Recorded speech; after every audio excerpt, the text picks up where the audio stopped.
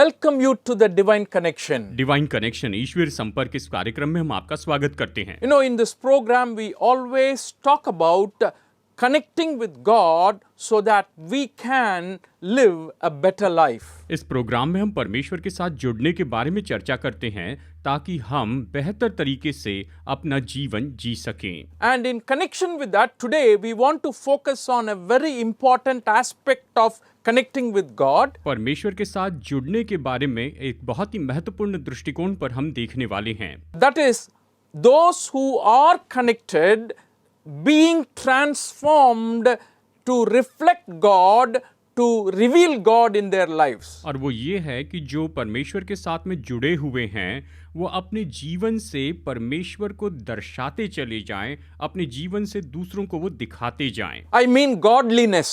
मतलब भक्तिपूर्ण जीवन दिखाएं। You know, we always emphasize this word and use this word very often in our conversation with people. लोगों के साथ बातचीत करने में अक्सर हम इस शब्द का उपयोग करते हैं। लोगों से बातचीत करते हुए हम ये कहते हैं। And we emphasize that so that people will understand the meaning and also to develop that godliness in their life. हम इस पर जोर देते हैं ताकि लोग इस बात के अर्थ को समझ सके और अपने जीवन में भक्तिपूर्ण बात को बढ़ा सके। I say that divine connection helps you to become more godly.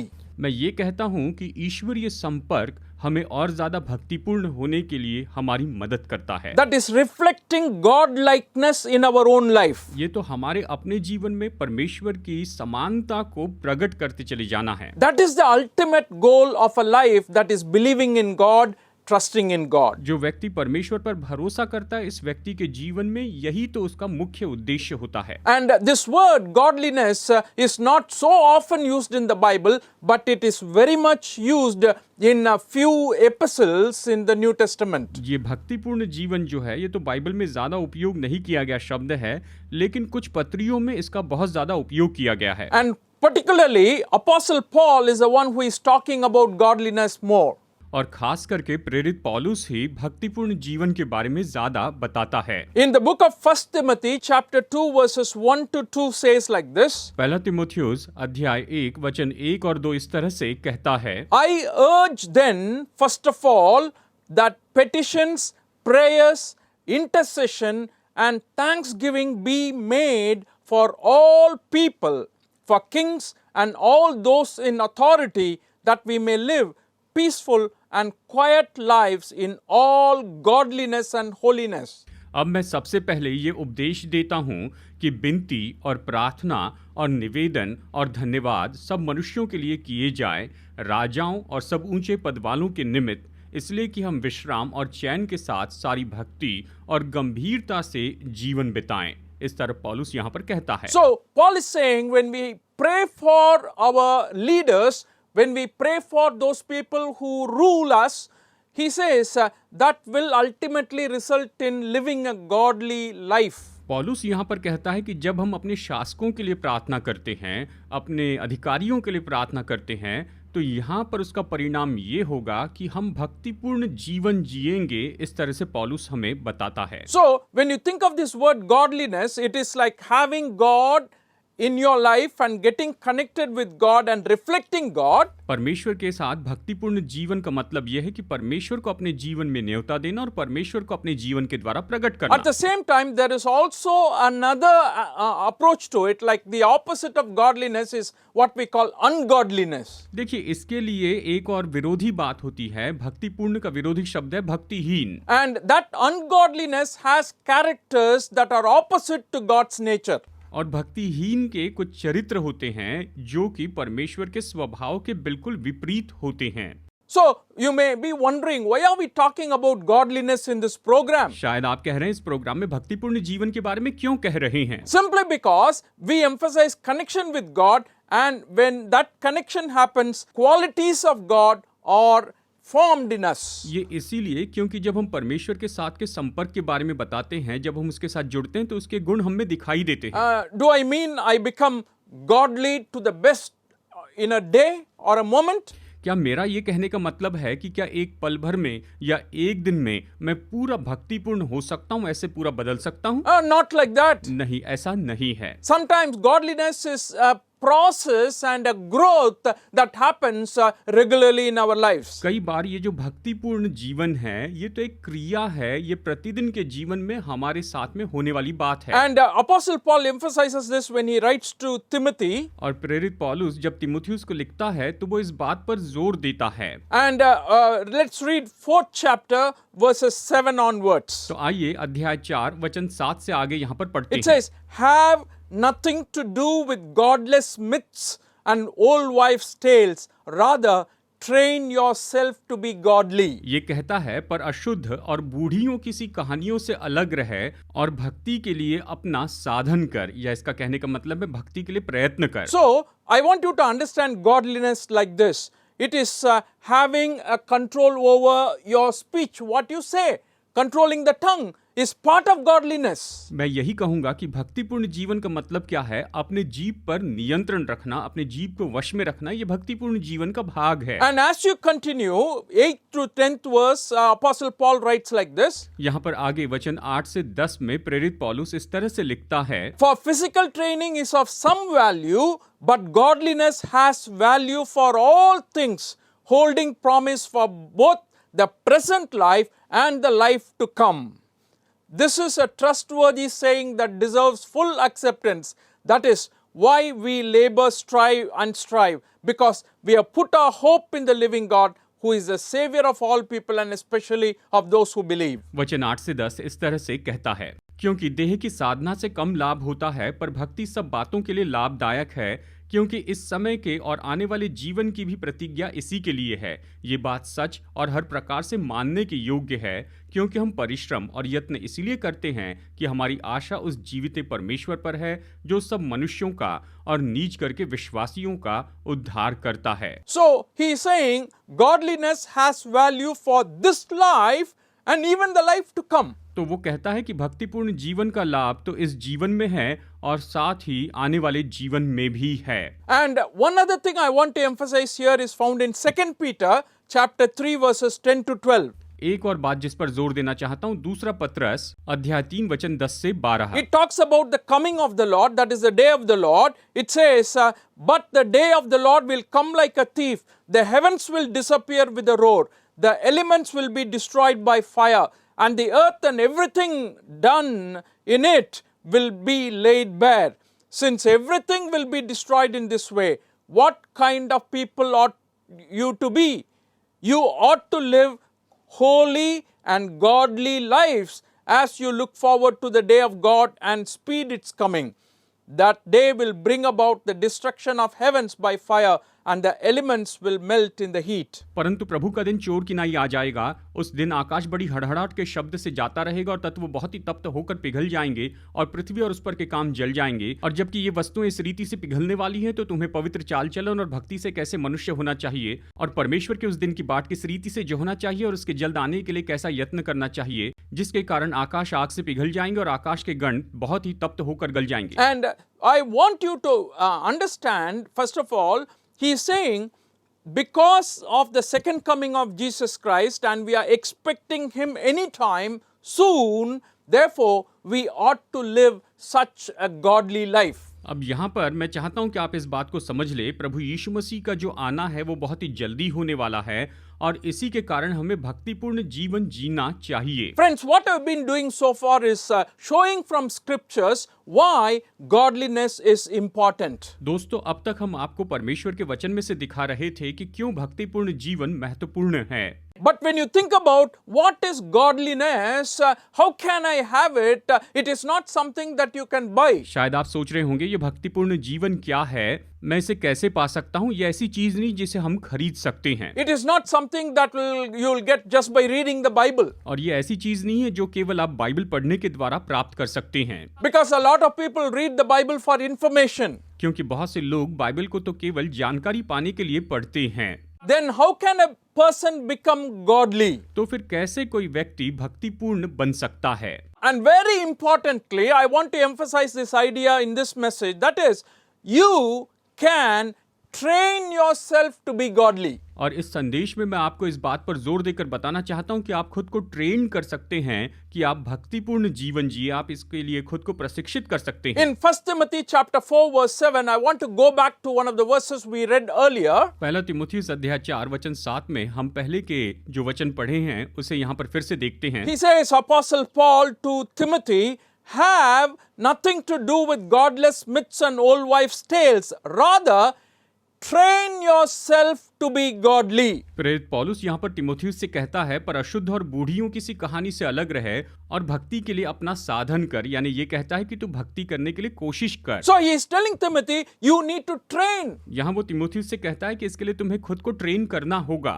Oh, we get training for all kinds of things. हम सारी बातों के लिए निश्चित ट्रेनिंग करते हैं। A lot of people go for, coaching classes. और बहुत से लोग जो हैं वो तो कोचिंग क्लास में जाते हैं। They have football coaching, cricket coaching, skating coaching, all kinds of coachings are there. Football coaching, cricket coaching, skating coaching, इस तरह की हर तरह की कोचिंग अभी इन दिनों में उपलब्ध है। And even in the gym, you have a special trainer, to help you. यहाँ तक कि जिम में आपके स्पेशल ट्रेनर होते हैं जो कि आपकी मदद करने के लिए वहां पर होते हैं। The point Apostle Paul is trying to make here is this: you have to train yourself, which means you have to discipline yourself. यहाँ पर प्रेरित पौलुस इस बात को कहता है कि तुम्हें खुद को ट्रेन करना होगा, मतलब खुद को अनुशासित करना होगा। You have to exercise this. तुम्हें इसमें होकर काम करना होगा। How an athlete trains himself to compete in a world-class game, you have to also train yourself. जैसे एक खिलाड़ी अपने आप को वर्ल्ड क्लास गेम के लिए ट्रेन करता है, इसी तरह से हमें खुद को ट्रेन करते चले जाना है, यही पौलुस कह रहा है। The verb that is used in the Bible here implies that the person has to have perseverance. यहाँ पर जो शब्द बाइबल में उपयोग किया गया है उसका अर्थ होता है कि उस व्यक्ति को डटे रहना है, उसमें बने रहना है। He should have a diligent effort. और उससे निश्चित परिश्रम करते चले जाना है। And surely, you can think of a trainer like this, we need to be trained in godliness. आप इस तरह के ट्रेनर के बारे में सोच सकते हैं, हमें भक्ति में निश्चय ट्रेनिंग करना है। And what are we trying to say here? यह हम क्या बताने की कोशिश कर रहे हैं? For godliness, it is not something that God will suddenly put on you or endow on you. Rather, it is your personal responsibility before God. देखिए, ये जो भक्तिपूर्ण जीवन है अचानक परमेश्वर आपके ऊपर में रख देंगे ऐसा नहीं है, लेकिन इसके बजाय ये तो आपकी खुद की जिम्मेदारी होती है कि आप खुद को भक्तिपूर्ण जीवन के लिए ट्रेन करते जाएं, उसमें अनुशासित होते जाएं। And that's why Paul is writing to Timothy and saying, you train yourself to be godly. और इसीलिए प्रेरित पौलुस तीमुथियुस को लिखता है कि तुम खुद को भक्तिपूर्ण होने के लिए ट्रेन करते जाओ। He was made responsible personally for his own godliness. अपनी खुद की भक्ति के लिए पौलुस तीमुथियुस को व्यक्तिगत रूप में जिम्मेदार ठहराता है, यानी वो खुद अपने लिए जिम्मेदार है। You can never say, I just want to relax and let God fill me with godliness. और आप ये नहीं कह सकते कि मैं तो बस आराम करूंगा और परमेश्वर मुझे अपनी भक्ति से भर दे। No. It is your part. And you have to play a vital role in it. नहीं, ये तो आपकी भूमिका है और आपको अपनी भूमिका निभानी होगी। Timothy, you must pursue. हे तीमुथियुस, तुम्हें इसमें डटे रहना है, तुम्हें बने रहना है। You must work hard. तुम्हें बड़ी मेहनत करनी होगी। We have to discipline ourselves in our studies, in our business, in our home, in other areas. How we discipline ourselves in the same way, we have to discipline ourselves in our relationship with God. जिस तरह से हम अपने आप को अनुशासित करते हैं अपनी पढ़ाई में, अपने बिजनेस में, अपने कामों में, उसी तरह से हमें परमेश्वर की भक्ति में भी खुद को अनुशासित करना है, खुद को इसके बारे में तैयार करना है। And that's what God expects from us. और परमेश्वर हमसे यही तो अपेक्षा करते हैं। Now the question is, are you feeling godly? अब यहाँ पर सवाल यही तो उठता है कि क्या आप खुद को भक्तिपूर्ण महसूस करते हैं? Are you content with that? क्या आप उसमें संतुष्ट हैं? Are you happy with that? क्या आप उसमें खुश हैं? And I want you to continue to get connected to God in different ways. और मैं चाहता हूँ कि अलग-अलग तरीके से आप परमेश्वर के साथ में जुड़ते जाएं And depend on Him. और उस पर आधारित रहें। We need to pay a price for the daily spiritual training which God has designed for us. परमेश्वर ने हमारे लिए जो प्रतिदिन का आत्मिक ट्रेनिंग रखा है, उसमें हमें काम करते चले जाना है। What does it mean? इसका मतलब क्या है? God asks my time. परमेश्वर मुझसे मेरा समय मांगते हैं। God is asking my money. परमेश्वर मुझसे मेरा धन मांगते हैं। God is asking my talents. परमेश्वर मेरी योग्यताओं को मांगते हैं। Everything that God has blessed me with, He's asking me to use it for Him and work with Him. जो कुछ भी परमेश्वर ने आशीष के रूप में मुझे दिया है, वो चाहते हैं कि मैं उसका उपयोग करूं और उसके लिए काम करते जाऊं। In other words, I will say like this: God is saying, "You seek me, and when you seek me, you will find me." दूसरे शब्दों में परमेश्वर ये कहते हैं कि तुम मुझे खोजो, और जब तुम मुझे खोजोगे तो मुझे पाओगे। In the book of Jeremiah, chapter 29, verse 13, we read like this. यिर्मयाह अध्याय 29 वचन 13 में हम इस तरह से पढ़ते हैं।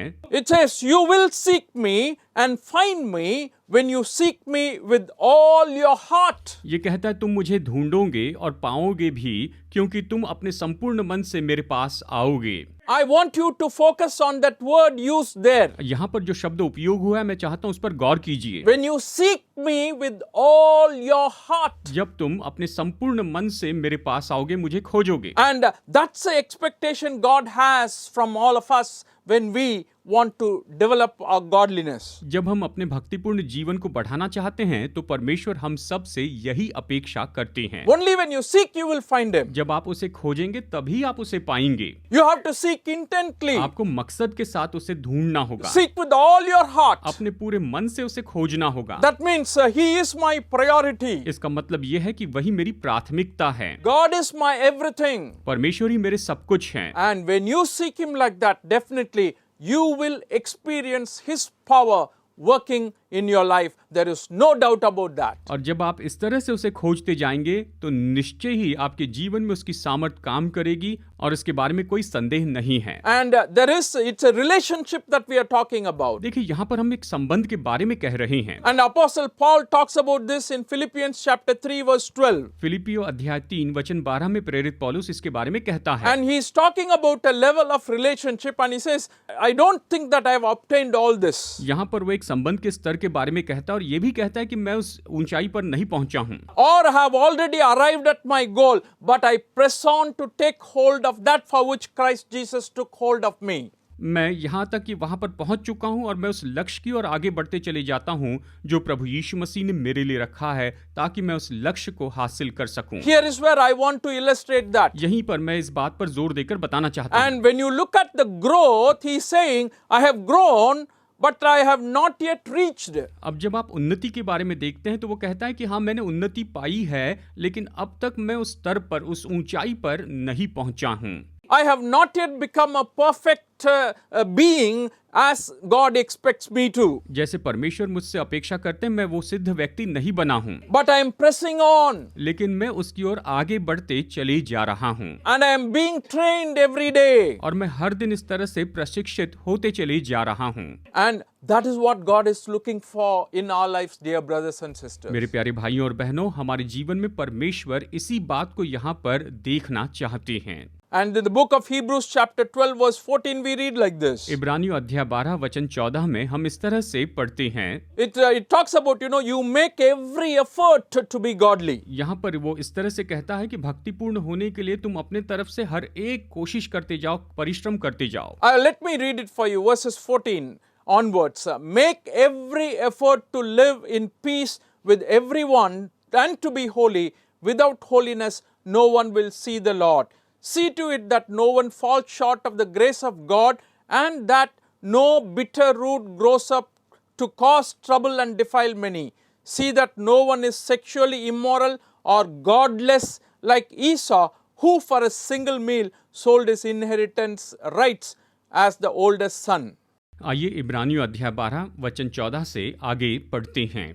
वचन 14 से 16 तक आइए हम यहाँ पर पढ़ते हैं। सबसे मेल मिलाप रखने और उस पवित्रता के खोजी हो जिसके बिना कोई प्रभु को कदापि न देखेगा, और ध्यान से देखते रहो, ऐसा ना हो कि कोई परमेश्वर के अनुग्रह से वंचित रह जाए, या कोई कड़वी जड़ फूट कर कष्ट दे और उसके द्वारा बहुत से लोग अशुद्ध हो जाए। ऐसा ना हो कि कोई जन व्यभिचारी या एसाव की नाई अधर्मी हो, जिसने एक बार के भोजन के बदले अपने पहलौठे होने का पद बेच डाला। यहाँ पर वचन हमें इस तरह से बताता है। And you understand from this verse, an example is quoted of an ungodly man like Esau. अब इस वचन से आप समझ सकते हैं भक्तिहीन मनुष्य एसाव के बारे में बताया है। He has lost his blessings because he considered his birthright as something that is negligible. उसने अपनी आशीष खो दी क्योंकि उसने अपने पहलोठे होने का जो अधिकार था उसे अनदेखा किया, उसे कोई महत्व नहीं दिया। But God लेकिन परमेश्वर made it as something that is very, very superior, very great, where this man actually neglected it. और परमेश्वर ने इस बात को बहुत ही महान और उत्तम बनाया जिसे इस मनुष्य ने अनदेखा कर दिया था। Therefore, understanding godliness goes this way. और इसलिए भक्तिपूर्ण जीवन को समझना ये इस तरह से होता है। First we said, what is godliness? सबसे पहले हमने आपको बताया कि भक्तिपूर्ण जीवन क्या है, And we said you have to be trained to be godly. और हमने ये भी कहा है कि आपको भक्तिपूर्ण होने के लिए खुद को ट्रेन करना ही होगा। And one other very important way that godliness can be revealed in our life is by knowing the truth that God has revealed. एक और तरीका है जिसके द्वारा हम अपने जीवन में भक्ति बढ़ा सकते हैं, वो है कि परमेश्वर ने हमारे जीवन के लिए जो सत्य रखा है उसे जानने के द्वारा। In the book of Titus chapter 1 verse 1 we read like this. तीतुस की पत्री अध्याय 1 वचन 1 में इस तरह से हम पढ़ते हैं, Paul, a servant of God and an apostle of Jesus Christ, to further the faith of God's elect and their knowledge of the truth that leads to godliness. देखिए तीतुस की पत्री अध्याय 1 वचन 1 में अगर हम पढ़े तो इस तरह से पाते हैं, पौलुस की ओर से जो परमेश्वर का दास और यीशु मसीह का प्रेरित है, परमेश्वर के चुने हुए लोगों के विश्वास और भक्ति के अनुसार है। इस तरह से पौलुस यहाँ पर तीमुथियुस को बताता है। And what I'm trying to say is what Paul is writing to Titus about godliness that comes from the truth. By knowing the truth, you become godly.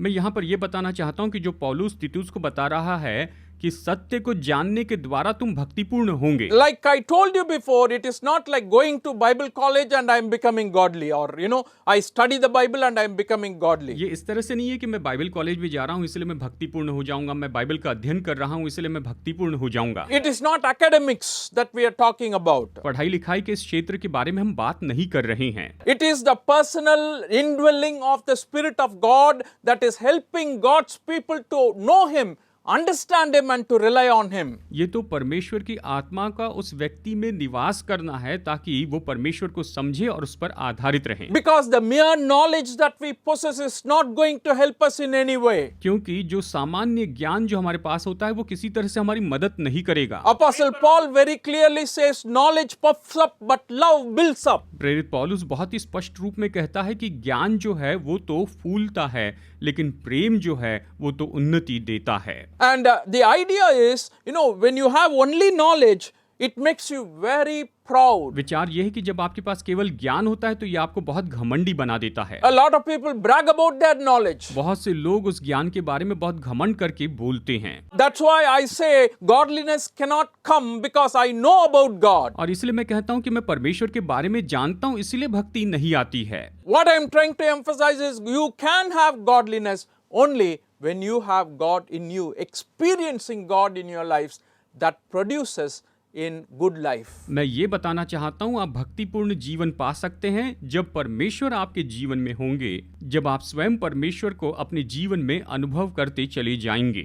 That's the kind of life God is calling us to live. इसी तरह के जीवन को जीने के लिए परमेश्वर हमें बुला रहे हैं। My dear friends, God wants us to have this contentment life. मेरे प्यारे दोस्तों, परमेश्वर चाहते हैं कि हम इस तरह का संतुष्टि का जीवन जिएं। That's why Apostle Paul writes in the letter to Timothy, godliness with contentment is great gain. और इसीलिए प्रेरित पौलुस तीमुथियुस को लिखता है कि संतोष सहित भक्ति बड़ा लाभ है, ये तो बहुत बड़ी कमाई है। Let us strive our best to become godly. आइए भक्तिपूर्ण होने के लिए हम हर कोशिश करते जाएं। It is progressive. इसमें निश्चय उन्नति होती रहती है। Think about where you are in that. आप इसमें अभी कहाँ हैं इसके बारे में सोचिए। Are you yet to connect with God? क्या अभी भी आप परमेश्वर के साथ जुड़े नहीं हैं? And do it today. तो आज ही जुड़ जाइए। And if you are connected already and growing up, अगर आप पहले से उसके साथ जुड़े हैं और आप बढ़ते जा रहे हैं, think about where you are standing. तो आप जरा सोचिए कि इस समय आप कहाँ पर खड़े हैं। How can I improve? मैं कैसे उन्नति कर सकता हूँ? And definitely God is there to help you. और निश्चय आपकी मदद करने के लिए परमेश्वर वहाँ है। Continue to rely on Him, depend on Him, and God be with you and bless your family today. निरंतर आप उसके ऊपर आधारित रहें, उस पर बने रहें और परमेश्वर निश्चय ही आज आपके परिवार को आशीष दे। We would like you to get connected to us. हम चाहते हैं कि आप हमारे साथ में जुड़ जाइए। Our addresses are shown on the screen. हमारा पता भी इस समय स्क्रीन पर दिया जा रहा है। Our email addresses are given. Email address दिया जा रहा है, thedivineconnection@hotmail.com. thedivineconnection@hotmail.com। You also get connected with us based on the language you belong to. और आप जिस भाषा को बोलते हैं उसके आधार पर भी आप हमारे साथ में संपर्क कर सकते हैं। And God bless you. और परमेश्वर आज आपको बहुतायत से आशीष दे।